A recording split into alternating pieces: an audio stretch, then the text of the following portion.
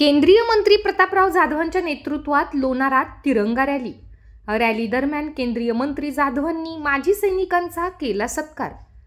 जम्मू काश्मीर येथील पहलगाम येथे पर्यटकांवरती दहशतवाद्यांनी केलेल्या हल्ल्यामध्ये 28 भारतीय नागरिक ठार झाले। या हल्ल्याचा बदला घेण्यासाठी ऑपरेशन सिंदूरच्या माध्यमातून पाकिस्तानमधील दहशतवाद्याचे तळ भारतीय सैन्याने उद्ध्वस्त केले। त्यानंतर पाकिस्तानने केलेल्या हल्ल्यालाही भारतीय जवानांनी चोख प्रत्युत्तर दिले। भारतीय सैन्याच्या या शौर्याला आणि पराक्रमाला सलाम करण्यासाठी लोणार येथे शिवसेनेच्या वतीने आज 23 मे रोजी तिरंगा रॅलीचे आयोजन करण्यात आले होते। लोणार येथील कृषी उत्पन्न बाजार समितीमधून केंद्रीय मंत्री प्रतापराव जाधव यांच्या नेतृत्वात या तिरंगा रॅलीला सुरुवात झाली।